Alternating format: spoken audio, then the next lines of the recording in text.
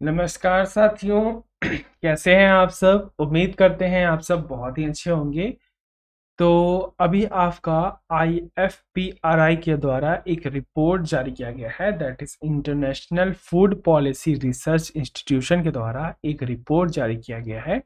और रिपोर्ट साथियों किसके ऊपर किया गया है? वो किया गया है जलवायु परिवर्तन यानी आपका क्लाइमेट चेंज और खाद्य प्रणाली के ऊपर में, यानी आपका जो फूड इंडेक्स वगैरह होते हैं उनके ऊपर में क्या किया गया है, एक तरह का रिपोर्ट जारी किया गया है। साथियों, मैं आपको बता देना चाहता हूं कि किसी भी रिपोर्ट को या इंडेक्सेस को जारी करने का किसी भी संस्था का क्या पर्पस होता है। पर्पस ये होता है कि हम किसी चीज का क्या कर सके, प्रिडिक्शन कर सकें, प्रिडिक्शन या परफॉर्मेंस देख सकें दूसरे कंट्री या दूसरे शहर के मुकाबले। अगर आपको अपने करंट या वर्तमान में चलते हुए परफॉर्मेंस के बारे में पता नहीं चलेगा, तब तक आप क्या करोगे, डिसीजन मेकिंग नहीं कर सकते हो, यानी आप किसी भी प्रकार का जो निर्णय है अपने भविष्य के ऊपर नहीं ले सकते हैं। अगर आप मान के चलो आपका कोई एग्जाम दिया आपने, वो एग्जाम किसी कारणवश नहीं निकला, चाहे आपका जीएस में मजबूती ना हो या फिर किसी अन्य पेपर के ऊपर यानी इकोनॉमी या फिर ज्योग्राफी के ऊपर आपका क्या हो, पकड़ अच्छी तरीके से ना हो, तो उससे आप क्या करोगे, बिना उसे समझे आप सिर्फ तैयारी में लगे रहोगे। आपको अपने जब कमियां नहीं पता चलेगी तो आप कभी भी अपना भविष्य उज्जवल नहीं बना सकते। तो कमियों का पता लगना बहुत ही ज्यादा क्या है, जरूरी है, ताकि हम चीजों में क्या कर सकें, चेंजिंग कर सकें। तो इसलिए किसी कारणवश रिपोर्ट को जो है जारी किया जाता है, ताकि आपके जो करंट और पास्ट या फ्यूचर परफॉर्मेंस है उनका अनुमान लगाया जा सके। तो चर्चा का विषय ये आया हुआ है न्यूज के अंदर में, इसलिए मैं आपके साथ कर रहा हूं। द हिंदू में ये न्यूज बना हुआ था, इसलिए मैं ये चर्चाएं कर रहा हूं। पर मैं उससे पहले चाहता हूं कि आप प्लीज वीडियो को लाइक कर दीजिए, चैनल को सब्सक्राइब कर दीजिए और शेयर कर दीजिए अपने तमाम मित्रों के साथ जो तैयारी कर रहे हैं UPSC, state PCS, SSC, banking, railway इत्यादि किसी भी एग्जाम की, जहां पे रिपोर्ट्स और इंडेक्स वगैरह पूछे जाते हैं, तो उनका हार्दिक स्वागत है। तो आपका मेनली जीएस पेपर साथियों वन से इंपॉर्टेंट रहेगा, government policies and intervention for development in various sector and issue arises out of their designing and implementation. ये आपका जीएस पेपर वन से रिलेटेड है। हमेशा सिलेबस बोलने का मेरा शुरू से यह एस्पेक्ट रहा है कि जब तक बच्चे को सिलेबस याद नहीं होगा तब तक क्या करेंगे, वो चीज़ों को रिलेट नहीं कर सकते। जब आप अपने सिलेबस को बाहर की दुनिया से रिलेट ही नहीं कर पाओगे तो क्या आप चीज़ें समझ के पढ़ पाओगे? नहीं पढ़ पाओगे। तो इसलिए मैं सिलेबस हमेशा बोलता हूँ, ताकि आपको सिलेबस अच्छे तरीके से याद हो जाए। तो आपका द हिंदू के अंदर में आया हुआ था, 12 तारीख को न्यूज़ थी, इसलिए मैं आपके साथ ये न्यूज़ साझा कर रहा हूँ। जैसा कि आप देख सकते हैं, food production to dip, hunger to rise in the India due to climate change says the report. यानी रिपोर्ट के अनुसार यह कहा जा रहा है कि जो फूड प्रोडक्शन है उसमें कमी आएगी। फूड प्रोडक्शन में जो कमी आएगी तो आपका जो आपका भूखमरी है उसमें वृद्धि आएगी भारत के अंदर में। और ये ऐसा क्यों हो रहा है? क्योंकि ये क्लाइमेट चेंज के कारण हो रहा है। आपको दिख रहा है कि वातावरण में लगातार अलग अलग तरह के वातावरणों से जो आपका करंट में फार्मर को अच्छे प्रोडक्शन के लिए जो क्लाइमेट चाहिए वो क्लाइमेट नहीं मिलने के कारण प्रोडक्शन में उसका डायरेक्ट इम्पैक्ट दिखता है और आपके हेल्थ के ऊपर भी उसका डायरेक्ट इम्पैक्ट दिखता है। तो आपका द हिंदू में था, इसलिए मैं आपके सामने ये साझा कर रहा हूँ।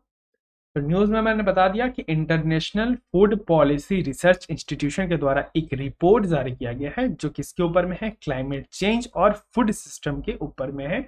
यानी आपका जो आपका क्लाइमेट चेंज है यानी वातावरण में जो बदलाव है, या आपका फूड सिस्टम या फूड चेन है, उसके ऊपर में ये क्या कहा गया है, एक तरह का रिपोर्ट जारी किया गया है। तो इसके मेजर हाईलाइट क्या है रिपोर्ट के साथियों? मेजर हाईलाइट में देखो, मैं इसमें सिर्फ डाटा चर्चा करूंगा।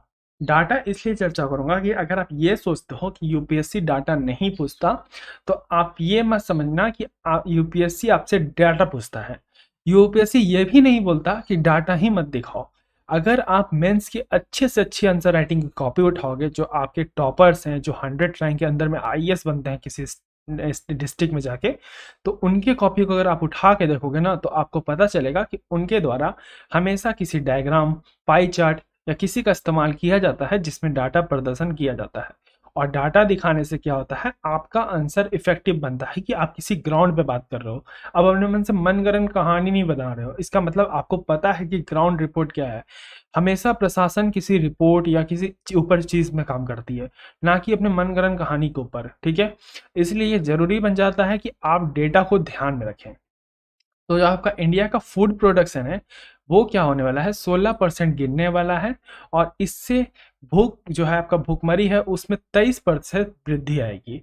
ये क्यों हो रहा है, क्योंकि क्लाइमेट चेंज के अंदर में इसमें जो मैक्सिमम डेटा की बात कही गई है वो 2030 की बात कही गई, यानी मेनली 30 को ध्यान में रखते हुए, 2030 को ध्यान में रखते हुए ये पूरा रिपोर्ट आपको लगभग उसी पे सेट किया गया है। तो नंबर्स ऑफ इंडियंस का होगा, हंगर ऑफ रिस्क में रहेंगे 2030 तक, यानी 73.9 मिलियन हो जाएंगे 2030 तक। और ये हो सकता है अंत होते होते 90.6 मिलियन तक हो जाए। क्योंकि क्लाइमेट अगर क्योंकि किसी भी प्लांट को या किसी भी फूड क्रॉप्स को ग्रो करने के लिए हमें क्या चाहिए, एक सस्टेनेबल क्लाइमेट चाहिए। यानी उसके जो उसका क्लाइमेट नीड है उसके अनुसार अगर क्लाइमेट नहीं रहे तो क्या वो फूड में प्रोडक्शन हो पाएगा, नहीं हो पाएगा।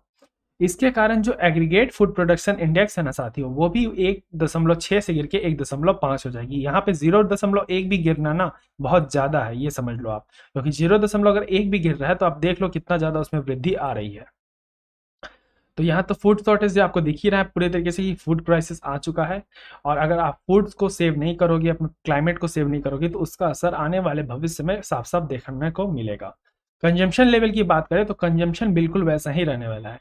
कोई व्यक्ति आज जितना खा रहा है तो ऐसा नहीं है कि वो बहुत ज्यादा आगे आके खाने लगेगा। तो 2600 जो आपका per capita per day consumption है 2030 तक, तो वो उतना ही रहने वाला है। क्लाइमेट चेंज का उस पर कोई असर नहीं पड़ेगा। लेकिन ये कुछ ऐसा ही है ना साथियों कि जहाँ फूड का प्रोडक्शन घट रहा है उसके हिसाब से आपका जो नीड है वो नहीं घटेगा। अब यहाँ जैसे ग्रोथ ऑफ फूड प्रोडक्शन लिखा है, यहाँ पे बेस लाइन प्रोजेक्शन लिखा है। बेस लाइन प्रोजेक्शन इंडेक्स का मतलब क्या होता है साथियों, एक आप सुने होंगे बेस इफेक्ट। बेस इफेक्ट से कोई भी चीज क्या होती है ना, ज्यादा दिखने लगती है इन कंपेरिजन ऑफ अगर हम उसको ज्यादा पीछे साल से करेंगे। जैसे मान के चलो, मैं आपको एक एग्जांपल से समझाता हूँ कि 2020 में कोविड आने से पहले हमारा ग्रोथ बहुत ज्यादा रहा, ठीक है। 2021 में हमारा ग्रोथ कम रहा और 2020 में हमारा ग्रोथ बहुत ज्यादा रहा। लेकिन लेकिन लेकिन 2020 के मुकाबले वो बहुत ही क्या रहा, कम रहा 2022 में। लेकिन अगर बेस इफेक्ट हमें दिखाता है, बेस इफेक्ट हमें क्या बताता है कि 2021 में जहां पूरी इकोनॉमी बंद थी वहां पे 2022 में बहुत ज्यादा ग्रोथ दिखेगा। इसलिए दिखेगा क्योंकि यहाँ इकोनॉमी खुली हुई है। लेकिन हमें ये भी तो देखना पड़ेगा कि 2020 में, आप इसे मैं एक और एग्जांपल समझाता हूँ कि मान के चलो आप 2020 में कमा रहे थे 100 रुपए, ठीक है।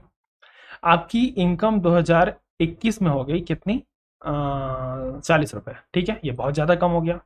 लेकिन आप 2021 में 22 में जब फिर से इकोनॉमी खोली तो आपकी इनकम कितनी हो गई, इनकम हो गई आपकी 80 रुपए। तो ऐसे अगर आपको दिखा कि 40 रुपए पहले कमा रहे थे 21 में और अब बाद में 80 रुपए कमा रहे थे, तो इससे क्या हुआ, ऐसे तो आपको लगा कि आप बहुत ज्यादा कमाने लगे, आप दुगना कमाने लगे। लेकिन अगर वैसे ही मैं 2022 को 2020 से कंपेरिजन करता हूं तो आप 100 रुपए जहां कमा रहे थे वहां आप कितना कमा रहे हो 2022 में, 80 रुपए ही कमा रहे हो। इसलिए बेसलाइन प्रोजेक्शन इंडेक्स इसका नाम रखा गया है। उसके हिसाब से देखा जाए तो 60% तो वृद्धि बहुत ज्यादा हो जाएगी 2050 तक आते आते क्लाइमेट चेंज के ऊपर में। खाद्य जो आपका प्रोडक्शन है उसमें बहुत ज्यादा वृद्धि हो जाएगी 2050 तक में। प्रोडक्शन और डिमांड बहुत ही ज्यादा बढ़ जाने वाला है आने वाले डेवलपिंग कंट्रीज के अंदर में। मेनली आपका अफ्रीका में इसका डिमांड सबसे ज्यादा रहने वाला है और डेवलप कंट्रीज में तो उतना नहीं देखा गया क्योंकि डेवलप कंट्रीज में कांस्टेंट डिमांड चलने वाली है, मतलब डिमांड में चेंज आएगा लेकिन उतना नहीं आएगा कि जितना डेवलपिंग कंट्रीज में आने वाला है। तो इन्फ्लेशन की भी बात कर लेते हैं साथियों। तो इन्फ्लेशन कुछ इस प्रकार दिख रहा है कि जो आपका वैल्यू ऑफ फूड्स है वो बिल्कुल ज़्यादा बढ़ने वाला है। और उस अगर फूड की वैल्यू बढ़ेगी तो एक तरह से आपका जो आपका इनकम है, इनकम यानी जो उससे कमाते हैं फूड बेचने के, उनसे उनका इनकम भी बढ़ेगा। मीट प्रोडक्शन की बात करें साथियों तो मीट प्रोडक्शन जो है साउथ एशिया में डबल हो जाएगा 2030 तक और 2050 तक वो ट्रिपल हो जाएगा। यानी जो कंजम्पशन है वो डबल हो जाएगा 2030 तक और 2050 तक क्या हो जाएगा, ट्रिपल हो जाएगा। पर कैपिटा कंजम्पशन लेवल का जो है कोई आपका असर नहीं होने वाला, जैसा कि मैंने आपको बता दिया। लेकिन इसमें सबसे बड़ा मिथ ये ऐसा क्रिएट हो रहा है ना साथियों कि इतने ग्रोथ के बाद आपको दिख रहा होगा कि अरे बाप रे ट्रिपल ग्रोथ आ जाएगा मीट कंजम्पशन में, फूड क्रॉप्स में 60% का ग्रोथ आ जाएगा। लेकिन उसके बाद भी जो डेवलपिंग कंट्री है ना उनका पर कैपिटा कंजम्पशन कम रहने वाला है in comparison of developed countries से। तो सोचो ये मैंने इसलिए कहा ना कि ये बेस लाइन प्रोजेक्शन है। आ रहा है समझ में आपको? डेटा समझना बहुत ज़्यादा इंपॉर्टेंट है। अगर डेटा नहीं समझ पाओगे तो आप आंसर नहीं फ्रेम कर पाओगे। ठीक है। तो पेट्रोल वगैरह के भी दाम बहुत ज़्यादा बढ़ने वाले हैं। पेट्रोल के दाम तो अभी से बढ़ रहे हैं और आगे भी बढ़ने वाले हैं। तो यहाँ पे demand in process for food also source up in the growing production of oil crops. 2050 तक आने आने तक क्या होने वाला है, डबल होने वाला है ऑयल क्रॉप्स का प्रोडक्शन। ऑयल क्रॉप्स हो गया आपका, जो आपका ऑयल क्रॉप्स लाइक हो गया आपका, जिससे भी आपका तेल निकलता है, जैसे सरसों के तेल हो गए, ये क्या है, ऑयल क्रॉप्स हैं ये लोग। तो आपका उसका प्रोडक्शन भी क्या होने वाला है, 2050 तक डबल हो जाएगा साउथ ईस्ट एशिया के अंदर में और वेस्टर्न सेंट्रल अफ्रीका के बीच में। फूड और वेजिटेबल की बात करें तो 2050 तक ये भी बढ़ जाएगा। ये आप समझो कि 2030 तक तो जहाँ कम होने वाला है, लेकिन 2050 तक में वो बढ़ने वाला है। ये बिल्कुल वैसा है ना साथियों कि आप समझो कि अभी हमारा प्रोडक्शन ऐसा है ना कि जो 2050 में भी तय ना हो सके, लेकिन कहने का ये बेसलाइन प्रोजेक्शन है, क्योंकि 2030 में ये इतना गिर चुका होगा ना कि 2050 में आपको बहुत बढ़ावा दिखेगा। ओके, समझ रहे हो आप कि 2020 या 21 में अभी आप देखोगे तो इतना तो 2050 में भी प्रोडक्शन नहीं होगा जितना अभी प्रोडक्शन हो रहा है, क्योंकि क्लाइमेट का असर उतना हुआ नहीं है। लेकिन आने वाला भी 30 साल में क्लाइमेट पे इतना ज्यादा टेम्परेचर हाई होगा ना कि 4.4 डिग्री तक पहुंच जाएगा। Are you understanding? सो इसलिए डिपेंड करता है कि आप चीज़ों को अभी से समझो। बेसलाइन इफेक्ट दिखाने से आप सिर्फ खुश हो सकते हो। बेसलाइन इफेक्ट बिल्कुल वैसा ही है, कि मैंने आपको बता दिया एग्जांपल से, और आपकी एग्जांपल पे अगर मैं सेट करूं तो हो सकता है आप पढ़ने में टॉपर हो, लेकिन मैं तो भाई पढ़ने में लूजर था। तो मैं आपको बता देना चाहता हूँ कि अगर 10 तक की रिजल्ट की आप बात करो तो अगर मान के चलो आपको 10 में आया कितना 98% आया तो आप बहुत बड़े टॉपर थे। आपको 11th में आया कितना, हाँ 11th में आप थोड़ा निकले, बाहर निकले, लोगों से मिले, आपको हो सकता है किसी से प्यार हो गया, और मजाक में बोल रहा हूँ, और आपको आ गया 66%। ठीक है। फिर आपका ब्रेकअप हो गया 12th में, और 12th में आपने ले आया कितना, ले आया आपने 83%। सब खुश, घर वाले खुश, अरे वाह मेरा बेटा तो साइंस में 83% लाया है। तो 83% आपका, आपके पेरेंट्स किससे कंपेरिजन कर रहे हैं, 2000 आपका सॉरी 11th क्लास से, लेकिन 10 क्लास में तो आप 98% लाए थे, तो वो कितना ज़्यादा था। तो ये बेस इफेक्ट जो है ना बहुत इंपॉर्टेंट है यूपीएससी एस्पेक्ट से, और बहुत बच्चे इसे नहीं समझते हैं। ओके। तो एनर्जी कंजम्पशन में भी बात करें तो हम लोग एनर्जी कंजम्पशन भी अपना क्या करने वाले हैं, बढ़ाने वाले हैं 10% से। तो रीजनल डिफरेंस की बात करें साथियों फूड एक्सेस में, तो आपका 50 मिलियन लोग जो है इसमें हंगर के रिस्क में आने वाले हैं अब, और ग्लोबली अबाउट करें तो 70 मिलियन लोग आने वाले हैं कंजम्पशन में। यहाँ सिर्फ आपको इंडिया की बात हो रही है, और यहाँ पे आपको बात हो रही है पूरे ग्लोबल स्तर के ऊपर में। तो और साथ ही साथ मैंने टेम्परेचर को बताया कि 4.4 डिग्री तक चली जाएगी 2100 तक में ही, और बहुत ज़्यादा गर्मी पड़ने वाला है आने वाले समय में। हीट वेव्स जो आपका इंडिया है, साथ ही साथ पाकिस्तान वाले रीजन में बहुत ज़्यादा बढ़ने वाला है। इन सब चीज़ों का इम्पैक्ट क्या होगा, इम्पैक्ट यही होगा कि नेशनल और इंटरनेशनल एग्रीकल्चर मार्केट में बहुत ज़्यादा इससे उछाल आएगा। उछाल इसलिए आएगा कि अब मान के चलो जिस कंट्री में पॉपुलेशन ज़्यादा है, ओके, मानो हमारे कंट्री में पॉपुलेशन बहुत ज़्यादा है, हमारे कंट्री में टेक्नोलॉजी कम है, हमारे टेक्नोलॉजी में कम होने के कारण हमारा कंजम्पशन लेवल वही रहेगा। जब कंजम्पशन लेवल वही रहेगा और प्रोडक्शन लेवल क्या रहेगा, कम रहेगा, तो इससे क्या होगा, इससे आपका महंगाई बढ़ेगी। ओके। जब महंगाई बढ़ेगी तो क्या होगा, अधिकतर लोग तो भूखे मर जाएंगे। तो इससे जो आपका बगल वाली कंट्रीज होगी ना जहाँ पे प्रोडक्शन अच्छा होगा, ओके, मान के चलो उनका कंजम्पशन जितना है उनसे उनका प्रोडक्शन बहुत ज़्यादा है, ओके, तो वो क्या करेंगी, जो डेवलपिंग कंट्रीज है यानी जो नीडेड कंट्रीज है उनको वो महंगे दाम में सामान बेचेगी, क्योंकि इनका ज़रूरत है। अब आपको पता है कि खाना पीना रहना ये सब बेसिक नेसेसिटी में है, तो बेसिक नेसेसिटी अगर पूरे नहीं होंगे तो क्या आप चीज़ों को समझ पाओगे, नहीं समझ पाओगे। तो इस तरह से मार्केट जो इंटरनेशनल मार्केट और यहाँ नेशनल सॉरी भारतीय मार्केट और इंटरनेशनल मार्केट में एग्रीकल्चर मार्केट के अंदर में बहुत ही ज़्यादा फर्क पड़ने वाला है।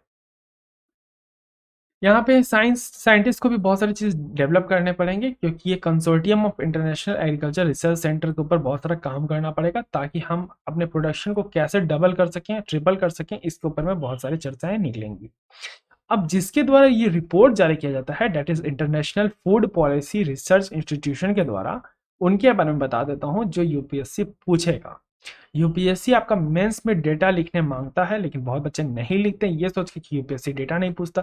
अरे यूपीएससी डेटा नहीं पूछता, लेकिन यूपीएससी ये भी तो नहीं बोला कि डेटा मत ही लिखना। आप जाओ टॉपर की कॉपी उठा के देखो, अगर आप बोलोगे तो मैं किसी टॉपर की कॉपी भी आपके साथ साझा कर दूंगा साथियों। डेटा बहुत इंपॉर्टेंट एस्पेक्ट है किसी भी आंसर को इफेक्टिव बनाने के लिए। ओके, आप किस ग्राउंड पे बात कर रहे हो, अगर आप ग्राउंड ही नहीं रखोगे तो आपकी बातें लगेगी कि बस आप हवाबाजी में बात करते हो। आपको पता होंगे कि इस पे रिपोर्ट, अगर यूपीएससी को तो पता है कि किस पे रिपोर्ट आया है, अब वो आंसर चेक कर रही है, उसको तो पता है कि हाँ इस पे रिपोर्ट आया था।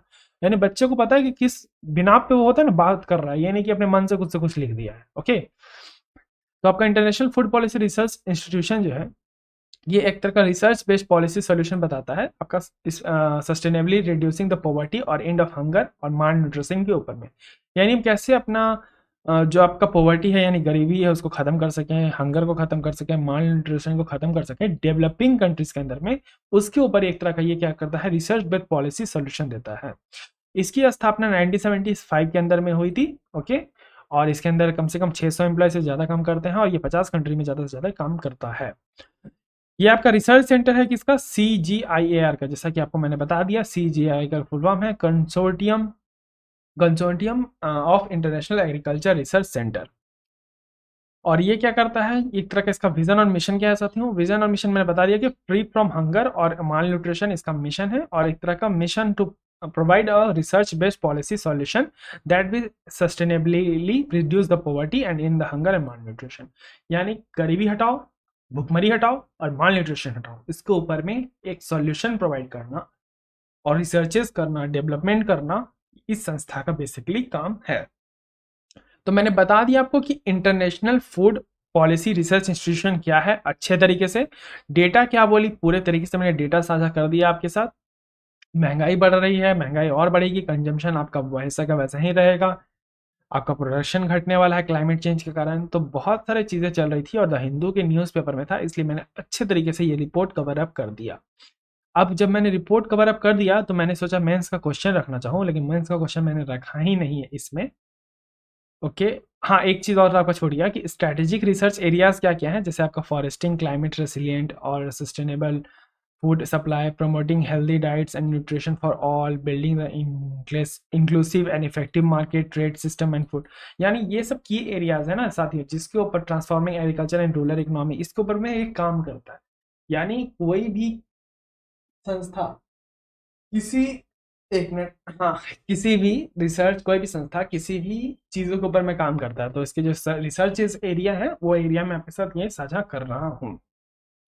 मेंस का क्वेश्चन आपके ऊपर ऐसा ही बन सकता है कि ऐसे पॉलिसीज, ऐसे रिपोर्ट्स के फायदे क्या होते हैं। तो फायदे यही होते हैं ऐसे ग्लोबल रिपोर्ट्स के कि आप चीज़ों और पॉलिसी फॉर्मुलेशन कर सकते हो।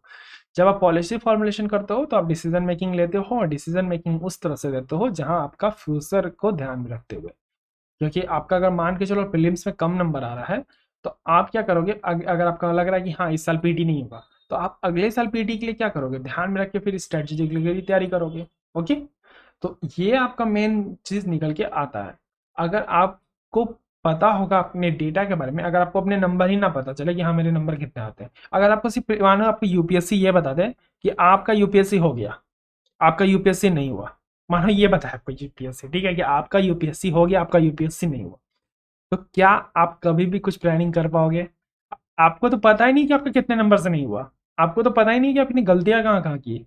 ओके, तो आपको जब तक डेटा पता नहीं होगा तब तक आप पॉलिसी फॉर्मुलेशन नहीं कर सकते। ओके, दैट्स वाई इस तरह के रिसर्चेस का हमें जरूरत पड़ता है। आशा करता हूँ आपको वीडियो अच्छे तरीके से समझ में आ गई होगी। न्यूज़ में चर्चा का विषय चल रहा था इसलिए मैंने आपके साथ साझा कर दिया। बहुत सारे रिपोर्ट्स और इंडेक्स मैंने ऑलरेडी इसको बहुत सारे कवर कर रखे हैं, आप जैसे देख सकते हैं। बहुत सारी स्पेशल क्लासेस चलती हैं, आप उनको भी देख सकते हैं। तब तक के लिए अपना ध्यान रखें, बड़ों का सम्मान करें, छोटों को प्यार दें। धन्यवाद। जय हिंद, जय भारत।